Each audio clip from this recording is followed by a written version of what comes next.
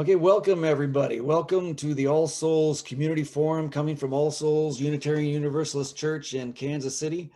I'm Joe Robertson, a member of this church and also a member of the Forum Committee, a forum that for more than 75 years has sought out important conversations, promoting critical thinking on the most compelling and challenging issues of our day. Today, we have the Superintendent of the Kansas City Public Schools, Dr. Mark Bedell. And he's going to give us a look at the state of the district at a propitious moment as the district is charting its future with its Blueprint 2030 project. And as the Missouri Commissioner of Education, Margie Van Dieven, has announced that this Tuesday at the state school board meeting, she will be recommending that the district be restored to full accreditation. So a lot is happening, and welcome to the forum, Dr. Bedell. And so tell us about it. Yeah, we're excited. I've been in this district since 2016.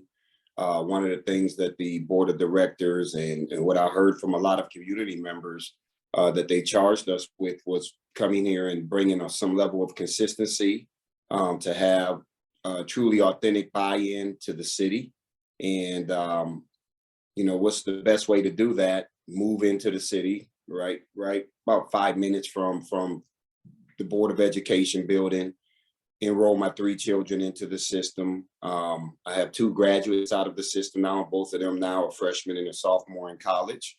And I have a 5th grader still matriculating through the school district. And so everything that I took as a superintendent came from 2 lenses, one as a parent and then one as a superintendent. And what is it that our parents would want for their own children is the same expectations of what I want for my own kids. And so every decision has been made continuously to build this system in a way that by the time my daughter became a senior, God willing, and I'm still here, that she would be able to graduate out of a high school that is in a fully accredited school district, but not just fully accredited. That's a baseline. So we'll celebrate, and I tell everybody that, but you want to be at or above state averages across every continuum, and that's the goal that I have for this school district, as a leader. But last Monday, I did receive a phone call from the commissioner, and she had shared with me that they had continuously been reviewing our data. As I said earlier today, I really thought that we should have gotten our accreditation in 2019. We had earned enough points over a 3-year period, which is how they calculate data here, that we should have gotten it in 19. Didn't happen. I didn't think it was going to happen anytime soon. And then I get that phone call on Monday that they were looking at our data. And I think there's a couple of studies that came out recently, one from St. Louis University. It's called the Prime Center. And they just recently published a study on December 3rd of 2021. And the study was on high poverty, high growth schools. So sometimes you don't necessarily get to really witness the good work going on in high poverty schools, because sometimes it don't always show up in proficient and advanced rates.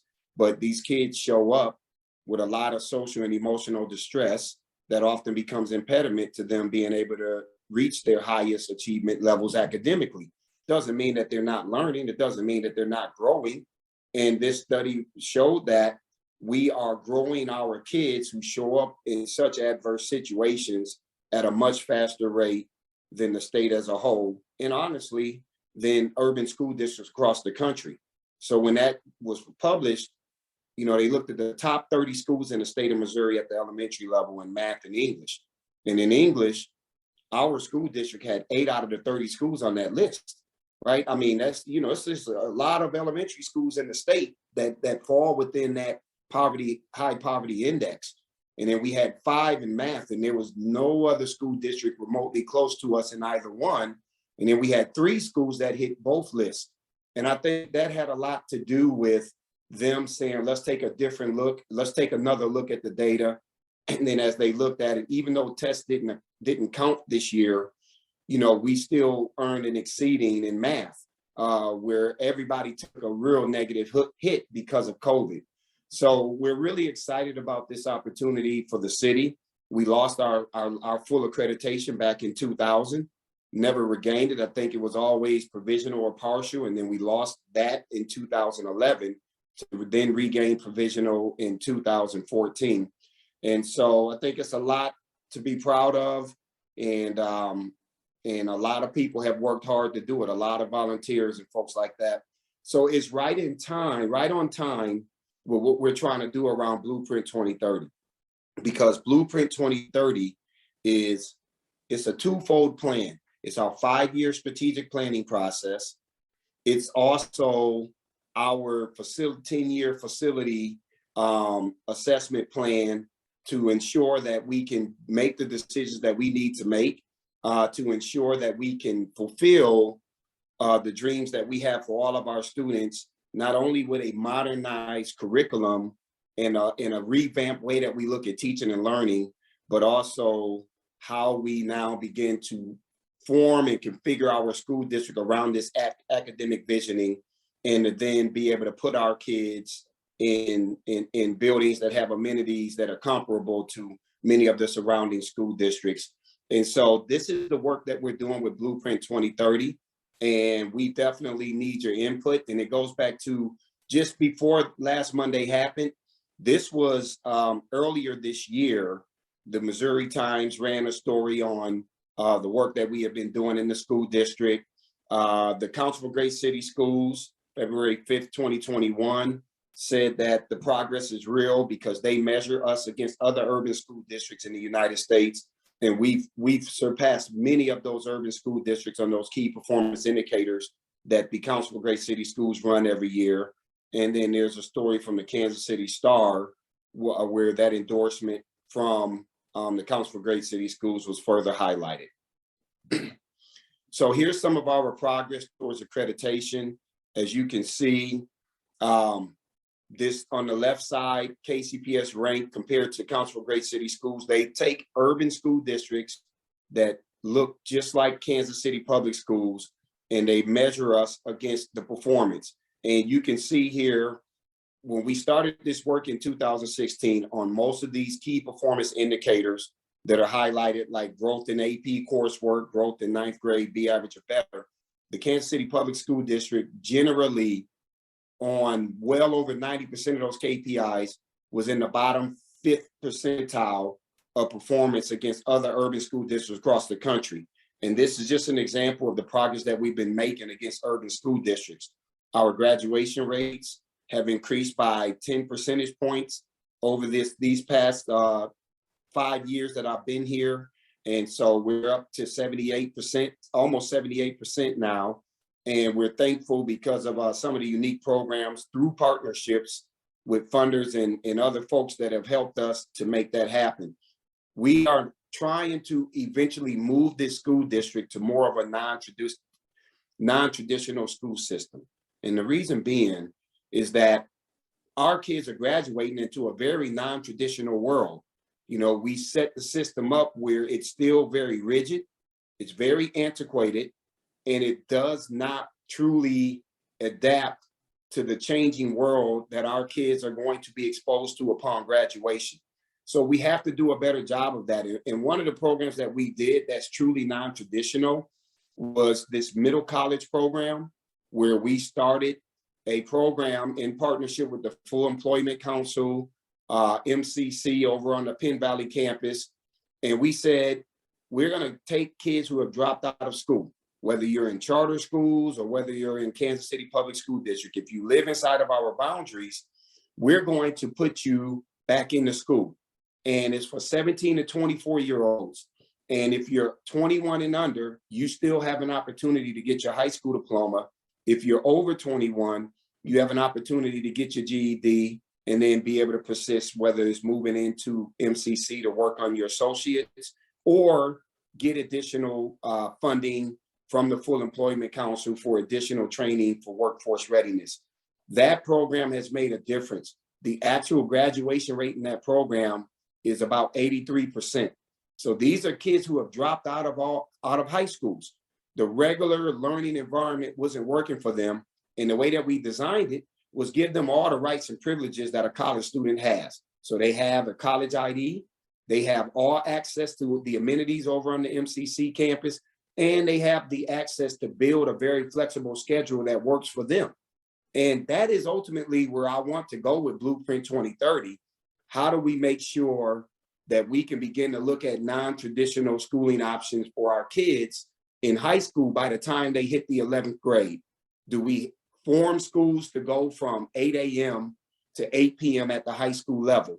And kids, when they become a junior, are able to go into school on blocks. And then they can do some of their courses online because that works better for them, but allows for them now to have access to internships and those kind of things. And then the last thing I'll say, Kelly, before we move to the next slide, we started a KCPS International Welcome Center. And this is because we have the largest English language learning population in the state of Missouri. So we get a boatload of students who come in from all around the world into our school district. As we looked at our data told us that we're not moving that student subpopulation at a fast rate. So we figured we needed to do something. So we started this International Welcome Center. We did our ribbon cutting back in September, and it's already beginning to pay dividends early on. And so we want our school district to be very responsive to meeting the needs of our community and the students that we serve. And we think we can do a lot more of this in a non-traditional manner. Next slide. So the ultimate goal of Blueprint 2030 is to increase academic achievement and enhance the student experience. We simply believe that we cannot sustain, I'm trying to get out of this sun real quick. We cannot sustain the progress that we've made if we do not begin to look at changing how we deliver teaching and learning and what experiences do we provide to our students. And so it is also our vision with these goals that it will serve to update our strategic plan, which is in its last year of implementation. And then our goal is to make sure that we're continuously monitoring and updating this plan after the first 5 years to ensure that we are on track to achieve the vision. So here's where we are. We've already gone through phase 1 assessment.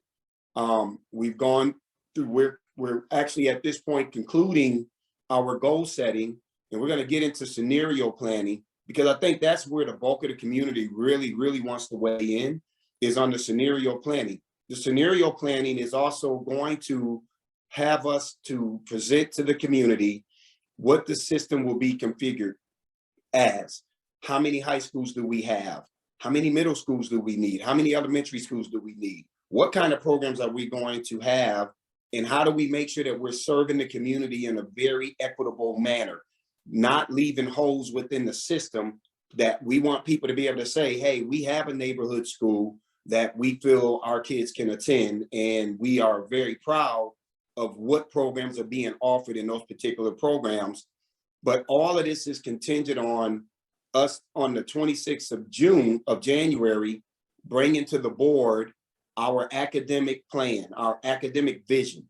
And then from there, we will begin to engage the community around a scenario planning after we then share with them, here's what we want to do academically in the future.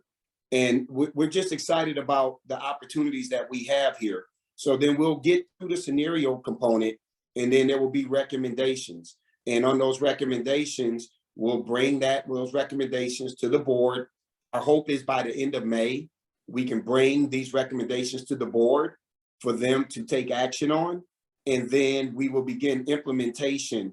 There are some things that we can do right now in the immediate with implementation that will impact the upcoming school year. And then there are other things that have to be phased in. There are some things that we won't be able to start until the following year, 2 years, 3 years out. And then ultimately, if the community agrees to support us with a bond, because we haven't passed the bond referendum since 1967. So our buildings are aging and the infrastructure in them is just absolutely horrible. Then we know that in order for you to begin to see anything from that, that's a 5-year deal before you begin to even see the fruits of that labor. And then we will continuously evaluate this over the life of Blueprint 2030. So we've engaged a lot of people. And as you can see on this slide, Our goal is to make sure that we don't leave any stone unturned. I don't want somebody to say, we didn't know that this was coming. What we do want is for everybody to say, man, the district went out of their way and they truly engaged us and they came to us not knowing what they want to do. See, here's what I'll tell everybody on this call. As a professional, I do know what we need to do. But at the end of the day, it doesn't matter if I don't have community buy-in. My job is to listen to the community, and you all have to tell me how far do you all want us to go with this. But I do, as a professional, know what we should do. Doesn't necessarily always align with what the community wants. That was the case for our strategic plan. I came here with a bunch of things that I wanted in that strategic plan. I got a lot of it in there, but there were some things the community just said that's not going to work for our community. So we're going to treat this process the same way we did when we went through the engagement process for building our first strategic plan that we've stood with.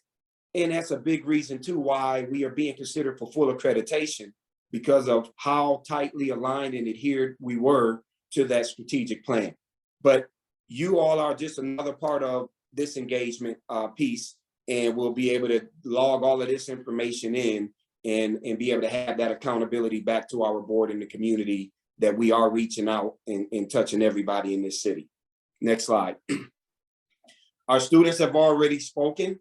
We did a workshop with them, a bunch of secondary students, and they went through all of our different goal statements that we're proposing.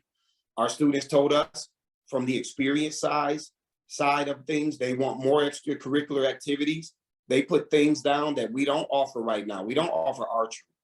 We don't offer badminton, hockey. Those could be some things that may be done in an intramural type scenario, because we also know that some of those things are not offered here in the Kansas City region at all. So our kids wouldn't necessarily have any type of MISHA related competition. Culturally relevant teaching. We have a very diverse school district. Our kids want to see themselves represented in a positive way in the literature. And we have an opportunity to do that as we think about a culturally responsive curriculum that embraces everybody in our system. More student field trips. A lot of them talk about that, having therapeutic connections or counseling. A lot of our kids are struggling with social and emotional distress. So we know that we have to figure out how to build that into our system, that it is readily available for our kids at all of our schools. Next slide.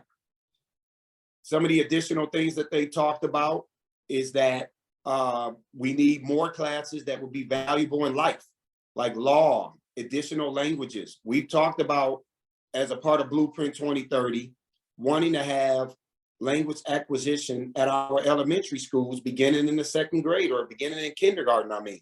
So that's a big part of this. How do we fund all of this? Something has to go in order for us to do some of these things that our kids are telling us they want, and quite frankly, people in the community. A lot of grads, a lot of the goals we're focusing on are great. I think we need more family engagement. So people want to figure out, how do we get our families connected? So what we said we would do is try to, in those 4 commitments, really create an infrastructure for family engagement that is almost, it's hidden, it's embedded in there and people don't even know it's in there, but it brings authentic family engagement out. And then the last one I'll say is, it seems like all these goals are focused around support. And I like that. Our kids are just saying that they need more support.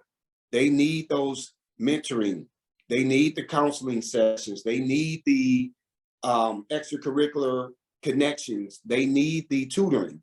So we're excited about where our students see this going, and they seem to be excited. So here's our proposed new mission statement. If any of you have done any work with our school district or followed our school district, if you look at our current mission statement, it is probably, I don't know, 2 paragraphs. It's too much. You know, we want something that people can easily read and understand where we're going.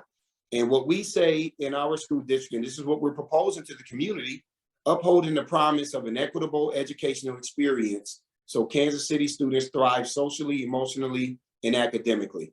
And we think it's simple, it's easy to catch on to, and if anybody's question on it, it's really not a hard mission statement to remember. So that's kind of where we are with that. Our 4 commitments is simple. Commitment number 1, learning. We have to focus on student achievement and effective teaching, first and foremost. That is critical, that we make sure that we provide a personalized, rigorous, culturally responsive instructional system. People will hear about that on the 26th of January when we roll out our whole academic plan to the board. Support. How do we make sure, as the students said, we support them? So whole child and community partnerships. We definitely want to focus on the student experience. We want to make sure that our students are challenged, that they're supported, and that we're giving them multiple opportunities to thrive. And then people, making sure that we have a talented workforce and that we have highly effective teachers and leaders in our school district who truly understand how to form real relationships with our students. And then the system as a whole. How do we manage the whole system? We want this to be a sustainable and accredited school district. We do not want to be where we have a lot of volatility, and we do not want one year we're there, the next year we're out, the next year we're there. We want this to be sustainable. So let's share with you what this looks like. And we're going to leave probably about 20 to 25 minutes. I want to say for any questions that you all may have around the direction we're going in and any input that you can offer us to make sure that we're doing this right. Next slide. So when we talk about student learning, this is our focus, everybody, right? We're going to look at building out STEAM schools in our elementary schools. We're going to focus on culturally responsive teaching and learning. We're going to become a project-based learning school district where we really then tie that into interdisciplinary learning, and our kids are able to take what we're trying to teach them from a standard standpoint and make it real, helping them to solve real world problems, real community problems. So we think this approach will make school much more engaging for our students. And we did hear that from our students that we did the workshop with. They really like the idea of project-based learning, district-wide literacy focus and numeracy focus, personalized intervention plans for every student below grade level. And then we want to make sure that we're looking at flexible learning models, because if COVID taught us one thing, it taught us that we just simply were not flexible enough to pivot. We want to be able to do that as a part of Blueprint 2030. Next slide. As we think about the support, we talked about it earlier. We want to attain trauma-informed school status for all of our KCPS schools. We think that that would significantly improve us being able to reach their academic potential, because we're addressing those social and emotional impediments. We want to make sure that we're offering world language and fine arts. And we want robust fine arts programs starting at the elementary level, so we can begin to feed our kids into middle school with some level of some understanding of where their gifts lie within the fine arts arena. And then world language. Every kid, in my opinion, should be able to have access to a second language and be able to graduate, proficient in another language, because that's the way that this world is evolving. We have an evening school. So we want to continue. This is new this year. It's from, I think 12 to 8 or 5 to 8. We don't have many kids in it, but we have some kids. They have to work during the day, so they're coming in at night and they're taking advantage of our evening academy. And these kids are going to get their high school diploma because they're only a few credits shy. They just need to work to help make ends meet. So we want to make sure that we're doing an expansion of these non-traditional schools. And then, of course, the expanded extracurricular activities, band, the robust sports offering. We think that this is very critical. Next slide. People, I've said this before, we're going to build, continue to build on our Grow Your Own. If you all haven't heard, there is a deficit with teachers across the country, but it's really bad here in the state of Missouri. And we know it's bad here in the state of Missouri. Number one, Missouri is in the bottom end of teacher salary in the United States. And we know that people can easily go to a bordering state and take advantage of a healthier salary. So we know that in our school district, we got to figure out other ways to try to incentivize our teachers, and the law don't allow us to do those things. We can work with philanthropy and some funders and folks like that to possibly help us, but that's just simply not sustainable. It's going to require that we have to push our state to show a different degree of value towards our educators. And we think that that could begin to slow this bleed of teachers that we have. We want to make sure that we have a robust leadership development center. And then over here on the far right, that's our calendar, right? We're gonna engage everybody in this calendar. I want to blow the calendar up. You know, right now our calendar says we have to start school the fourth, no earlier than the fourth Monday, and that's by law, of the school year, and then we generally are out by Memorial Day. Well, the biggest issue that we tend to have is that the gap that kids have during the summer inserts a significant amount of learning loss and learning regression. So my attitude is, why can't I build out a calendar that is almost year round? And it would be like a trimester type calendar. We go to school from August until November. And then all of the kids who need supports during the month of November come in, but everybody can be off during the month of November. But the kids who need support come in, we pay our teachers to work with them. Those first 3 weeks in November, everybody's off during that Thanksgiving week. We start our second trimester. You take that through March. And then you have an intercession number 2 in March. Everybody can either, you know, our teachers that need to not work cannot work. Our kids who are doing well can vacation, or they can come in for enrichment. The kids who need support, the first 3 weeks in March, those kids will be with us. We'll pay our teachers summer school rates. And then everybody's off during spring break. So everybody's getting these mental breaks throughout the year, and it's reducing the amount of time that we are away from our kids, but it also gives us more time with our kids. It gives us more time. So that requires us to have to remove some barriers at the state level, but it also requires that we have an appetite here locally to want to do something like this that we think could significantly benefit not only our kids, but it will help us with recruitment of teachers. I promise you, it would help us. So these are the things that we're going to be working on as a part of this plan as we engage the community. Next one. And it's system sustainable and accredited. We just talked about it. It's sustainable if we increase pre-K.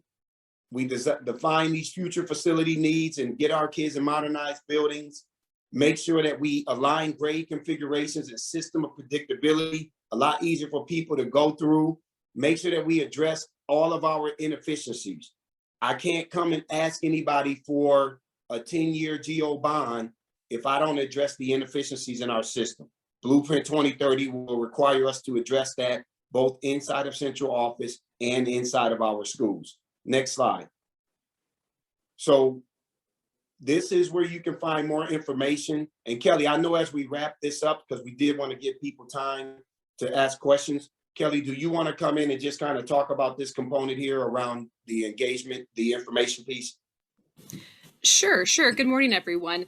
So this is our website that's serving as really a repository for all of our blueprint information. You can find all of our engagement dates on here. You can find attachments as far back as market research to system analysis to just history of KCPS in general. So this website's a really good resource for those in the community who want to continue to learn more and continue to join us for future engagement events. So this is the address. We encourage you to join that webpage and follow us here.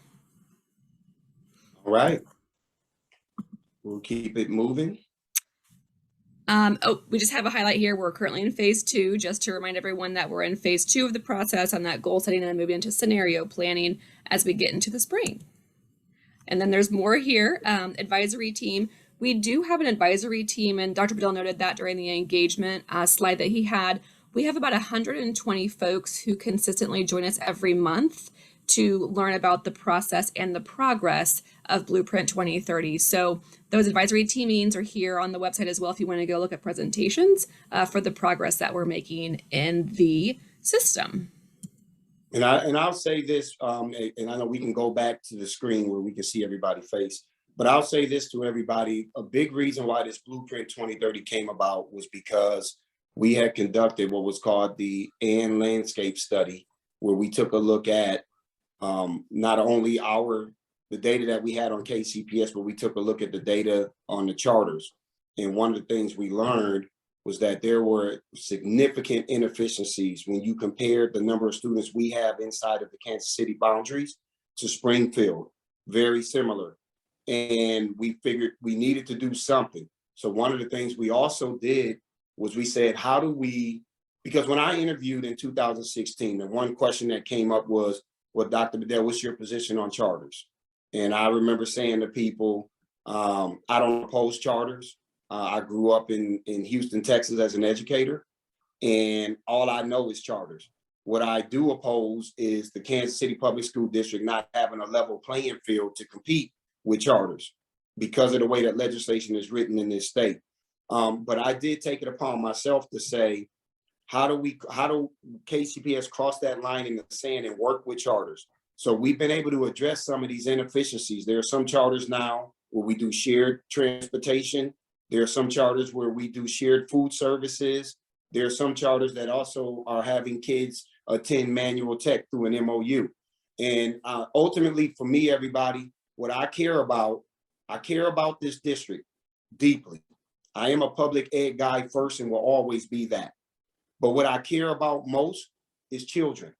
And I want children to succeed regardless of where they go. I think we as adults have a responsibility to try to work together and accept the conditions for what it is, but to do the right thing by children. And I think when you operate in that manner, right, blessings will come your way. They will come your way.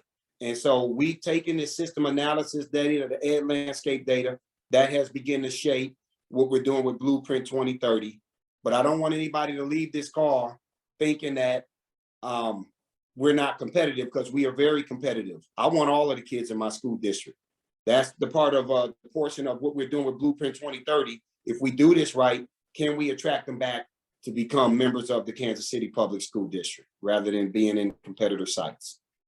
So, Joe, we at this point definitely wanted to leave some time to have some dialogue, to whatever questions, whatever thoughts are on people's mind. Yeah, okay. Thank you. Dr. Bedell with the Kansas City Public Schools Superintendent here on the All Souls Forum.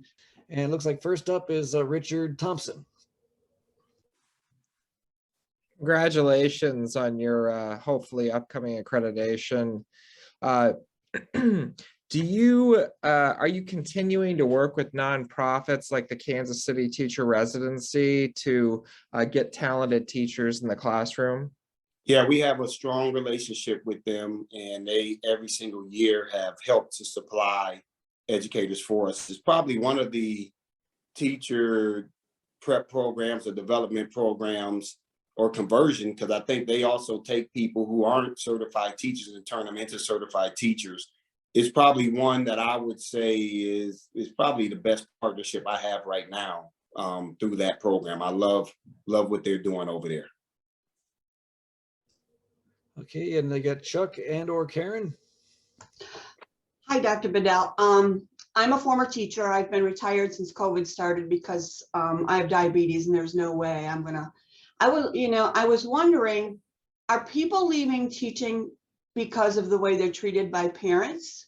Because I found that in a district I worked in St. Louis before we moved here. I would love to sub, because I know subs, you need subs too, but I can't do it until this all calms down. But do you think teachers are under too much pressure? I do. I think it's probably a 3 or 4 pronged reason. Mm-hmm. One, perhaps, is the relationship with parents. I think that there's the teacher pay concern. It's something that I've been advocating for since I got here. It's been a part of our legislative agenda to push in Jefferson City more competitive pay for teachers. And I know teachers don't do it for the money, but a lot of educators incur a lot of debt going through college, and then to live a lifelong professional career in debt because of how long it takes for them to get to a respectable amount of earning. And the unfortunate part about it is, you know, if you want to make money in education and you in that just sometimes have to leave the classroom and go on to be an administrator. I mean, that's kind of what happened to me. You know, I ended up having 2 kids back to back. And I was like, man, this teacher salary is not going to be able to help me take care of my family. And I wanted to be a teacher, a career teacher. So that's something that I'm real big on trying to advocate here in at the Jefferson City. But I also think there's another factor. It's especially for teachers who work in districts like this one, where they are also, how do I say this word? They're hit with so much second degree trauma from what our kids show up with. Like there's some things that you all don't understand, and maybe you do. I've been in education since 1999. I've never had the amount of student murders in any of these districts I've worked in. Last year, I had 12 kids murdered. Every year, I'm averaging 10 to 12 kids murdered. That comes back to these teachers. In addition to all of the other things that these kids are dealing with, we got one of the highest homeless rates in the state, homeless population. As I've said to you, we got the highest ELL population. We have a high special ed population, right? We have the highest eviction rate, zip code in the state of Missouri. Here, in the central feeder pattern. Nobody knows all of this stuff. And so what happens is you have volatility that these kids are going through, and then the volatility that these teachers experience, and then it accelerates teacher burnout.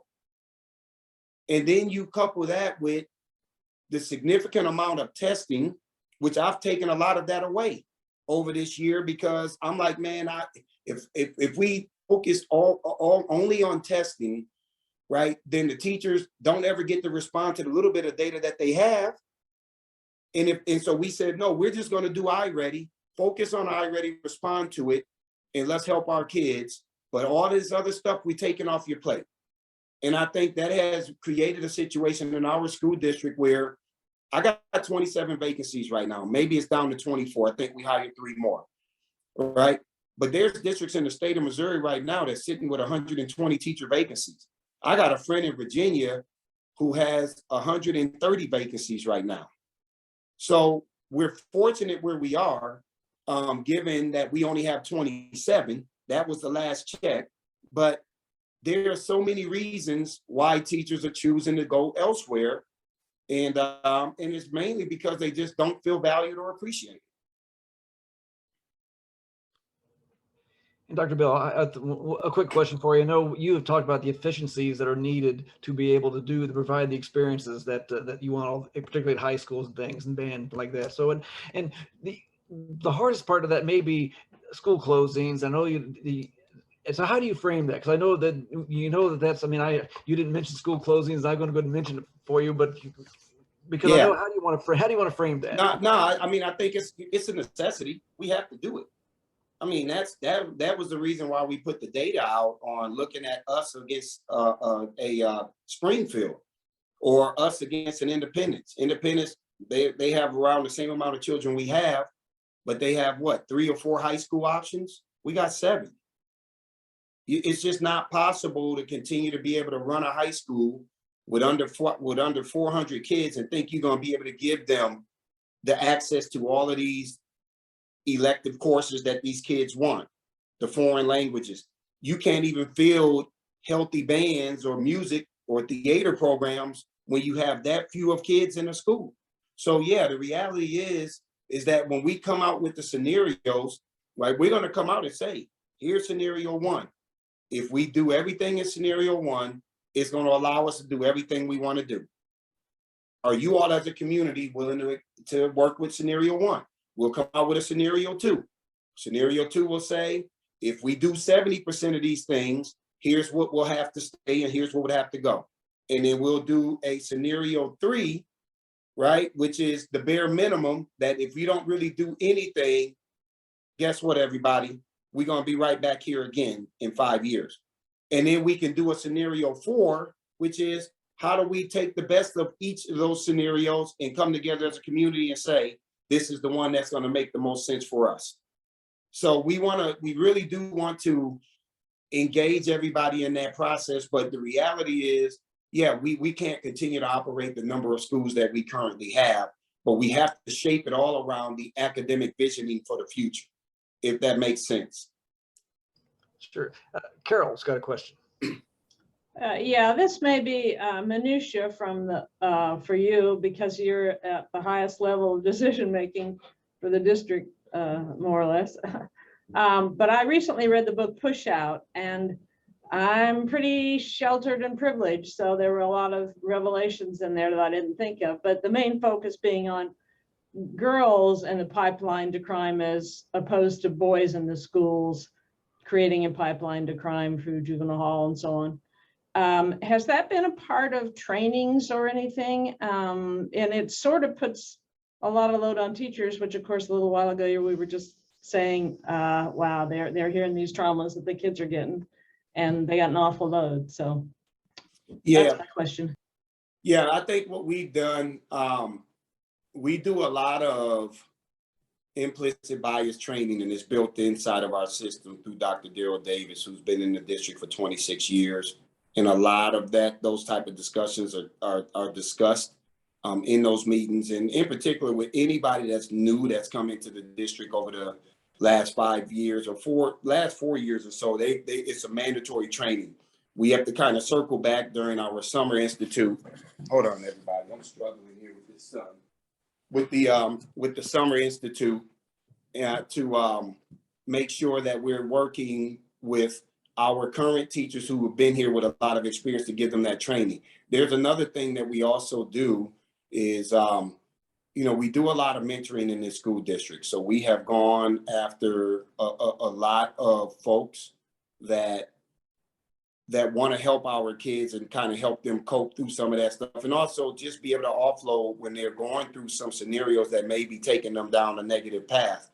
I know my wife, who's upstairs, works for Jackson County CASA as an attorney, but she has mentored a kid every year, a female student every year at Central Middle. And then we've also formed a new mentoring branch for just female students only.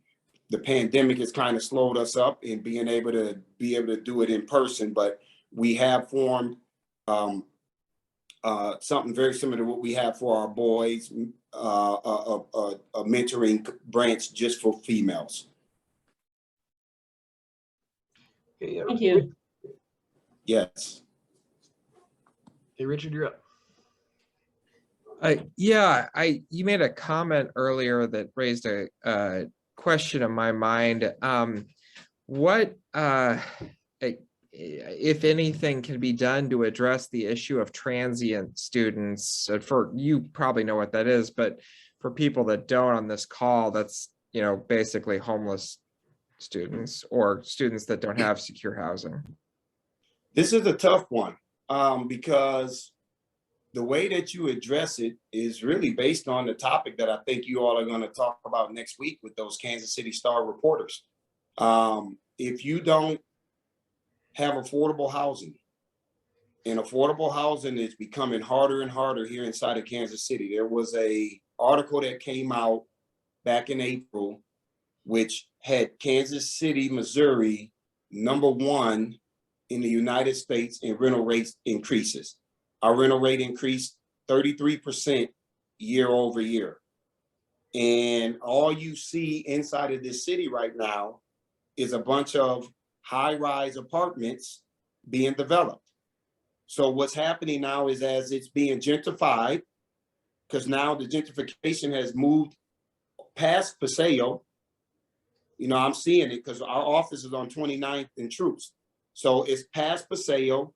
It's starting to hit some parts of Prospect, and families can't afford what is now happening with income tax, property tax increases that are happening as a result of all of this new development. So then when things are appraised, all of that goes up. All it's doing now is it's contributing more to the homeless rates. And I don't know, the only thing I can tell you to answer that question is we have to focus on making sure that we have some affordable housing in the urban core. And that's steady going away. And so I had a conversation with Congressman Cleaver just around the whole infrastructure bill piece. I talked about some of our buildings that we have that are mothballed right now. Can we utilize some of these mothball buildings to turn them into homeless shelters for homeless kids? So I'm in conversation with him right now. A former superintendent in Jennings did something like that, where she turned one of her schools into a homeless shelter and then provided all of the wraparound services and supports in there and got some community entities to help support it. And it was a hit. She's now the superintendent in Topeka. And the beautiful thing is she was a former employee of the Kansas City Public School District. So I'm looking at some of those kind of things at this point too, Richard. Okay, and Dr. Bell, we have a question that I know Kelly's addressed in the chat. But it's a good question. I think that you might be interested also. That it's from Cassie, and it's that she says that my family and I are new this year to Kansas City Public Schools. Their sons attend Longfellow, and they would love to become more involved with the school, but it's taken a lot of effort to figure out how to do that. Are there plans to help forge or pave a parent-school connection? So tell us, what are the same things that about parent and then also community to school connections? Okay, Kelly, I'll let you answer that one because that's one that I'm kind of really pushing in Kelly's department because that's part of her department. Yes, thank you. And Cassie, I apologize, I said Carrie in the chat, but Cassie, thank you. I'm glad your sons attend Longfellow. It's a wonderful little school right there in the heart of that community in Kansas City. So yes, we have SACs, school advisory committees or councils at every single school, and those are up and running more, flourishing at some schools versus other schools. So Longfellow is one that has really great parent involvement. It's a longstanding school in the community. But if you can email me, I want to get you connected to our district advisory council. This is a committee that meets 4 times a year, and we talk about engagement. We talk about parent advocacy. We talk about student advocacy, and we have to continue to get better at having engaged parents who want to work for the district, advocate for the district, testify on behalf of the district, and just know what's going on in their kids' schooling, in their kids' lives, and in our schools directly. So we have lots of avenues to get you onboarded. Please email me. We'll have you get connected pretty quickly. We also have things like parent universities that have been online this year. We have our blueprint engagement process that we're talking about today. We have school events. COVID's been very hard in planning events directly in person, but would love to get you involved. And we do have several routes to do so. But we do need you to help encourage your peers, your fellow parents, to also join and get involved in those opportunities so that we continue to build our pipeline of parents who are engaged and advocates for our kids. Thank you. All right, and Dr. Bell, I would throw another question here. This is, has the district engaged in any kind of polling or surveying as far as like the appetite for a bond issue or a levy increase? Other school districts, they've been slam bang easy things to get in other school districts. Is Kansas City ready? And how do you know? So we haven't. I'll find out. I think I had some conversation with the Civic Council and the Chamber, and I know both of those entities were definitely in support of it. But in terms of straw polling or anything like that, we haven't. And the only reason being is because I wanted to make sure that we were able to execute Blueprint 2030 first. It's hard for me to come for and ask when people will say, well, but you got all of these buildings and you got small numbers of kids in some of the buildings. What are you guys going to do about that first? And so I wanted to try to get Blueprint 2030 addressed, give this community a sense of a sustainable future ahead for us. So the accreditation news will be huge on Tuesday. I think it makes all of this a little bit more possible than it was before I got that call last Monday. But then when we get through Blueprint 2030 and having engaged the community and them having an understanding of how we see this school district fitting into the future of this city as a whole, I think that makes it a little bit easier for us to begin to really then focus our efforts on trying to get a bond pass and see where the community appetite is. I would add to that, Joe, to piggyback on Dr. Bedell there. One of the things that we would certainly do, to his point, is after Blueprint 2030 kind of gets implemented, voted on by the board, as we get into the summer and fall and think about when would be the best time to have that bond issue go to the public, we would certainly want to do some polling in that summer, fall time before the spring, so that we know where our community is and have a good indication of how folks would feel about us even putting a bond on the ballot. So there's a big process that, after working in several districts, that we would go through to see where our community is before we even put it on the ballot. And I would add that I guess Dr. Bedell, I believe you were the 27th superintendent in 45 years. And I know that one of the things that was mentioned as far as this accreditation situation coming up Tuesday was the stability, because I think your predecessors for 50 years either didn't survive or otherwise didn't stay long enough to see plans like this through. I mean, so I guess the question is, are you in? Yeah, I mean, I'm in. I was told when I got the job, I remember this one guy told me, they'll run you out of here in 2 years. And it was my first day on the job. I went over to 18th and Vine because it was that first Friday. And this guy came up to me and said, "So you're the new superintendent, welcome. I want you to know, man, you'll be here like the rest of them, only 2 years." I said, "All right." I said, "Well, we'll see." And I remember coming back to him after I signed that first extension and said, "Hey, you the dude that told everybody, you telling folks I wasn't going to be around." My history of working in school districts speaks for itself. Everywhere I've worked, I've had no less than 4 years of tenure. No less than 4. I don't move around a lot. And so, I'm here. There's a lot of work that I have to see through. And the truth is, and I'm not trying to sound like I'm boastful or anything like that, but the reality is, if it was about the money, y'all, I would have been gone. I've had 19 opportunities to leave. There's Miami-Dade, getting emails about that right now, getting emails about Philly right now. It ain't about the money, it's about seeing something all the way through. And that's what I'm trying to do. All right, Richard. Thank you for handling my multitude of questions. I'm good with it. Keep asking. Is part of Blueprint 2030 going to be reducing class size? Is that something you have budget for? So honestly, it's part of our talk. I'm not certain that that's the priority at this point. I think it just depends on how far we go with the recommendations, with the scenarios.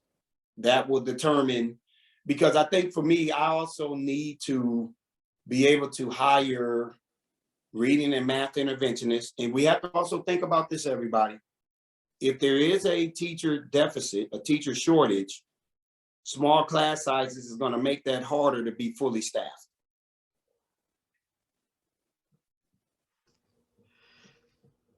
And Dr. Bell, tell me about, you said it was Monday when you got the call from the commissioner. Now, were you anticipating that at all, or tell me what was your reaction? No. Hey, Kelly, take care. I'll see you on Monday at work. So I have received a phone call, I want to say on December 23rd, maybe, from her research person, just saying, "Hey, just wanted to talk to you to let you know we've been looking at your data. There is a possibility that it might go on the board agenda January or February."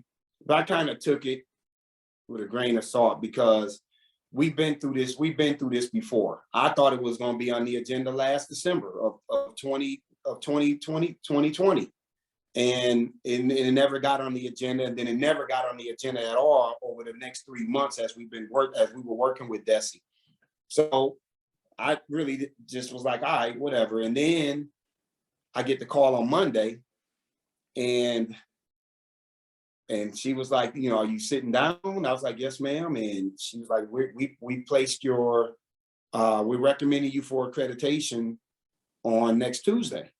I said, what? And then she said, yeah, you guys, even though like MPIs are dropping across the state, you guys continue to outgrow, you're outpacing the state. You're still earning, exceeding expectations on these different indicators that we look at. Your graduation rates have gone up more. You've doubled your IB performance. Like our international baccalaureate, we only have 47% of our kids scoring or qualifying and scoring. And these are your Lincoln kids, right? That number now is probably around 82%. So not only that, we have more kids taking it. Advanced placement, we only had about 4% of our kids passing that exam 4 years ago. That number's up to 24%. So we're moving the needle, but it's not just that. We have hundreds of kids taking the courses now and taking the exam. So normally when you have more kids take it, those scores tend to drop, but they're going up. So we're doing something right. And so I said, well, what do we have to do? And she said, just show up. You can make some remarks, but we've already put together an 11-page slide deck that we're going to present. So DESE's going to present their case to the state board why we should be fully accredited. They've done all of the work. We just have to go and show up, and I'll talk a little bit about Blueprint 2030 and what we plan to do to sustain it. And how would you say the 2030 project is gone? So has your approach or any ideas that you had been changing as you go through this process? Not yet. I think the biggest thing, Joe, that I wish I could have done over again is to try to not give people the appearance that this is about facilities, but everybody's going to make it about facilities because that's what sells newspapers. When we met with the media, we told them that this was about redesigning our education system as it's currently designed and really deconstructing it and rebuilding it to be more responsive to the city that we serve. And that's not how it came out. So I didn't want everybody to feel like, man, this is about is school closures. No, this is about blowing up a calendar. This is about going non-traditional. This is about changing the way that we conduct teaching and learning in our school, moving away from a traditional model of teaching to a project-based learning model, to an inquiry-based learning model, to a mastery-based model over time. This is about taking the high school day and changing it and not having kids boxed in from 7:20 to 2:20. Why can't they come to school 8 to 8, as I said earlier? And by the time they're in 11th grade, maybe they're coming in windows, 8 to 12, 1 to 4, 4 to 8. And now they can work and they can do those things, but now they can also do their internships during the school day because some of them can't do it because they have to take care of siblings or they have to work. So this Blueprint 2030 this is about the future of what education can look like around this country.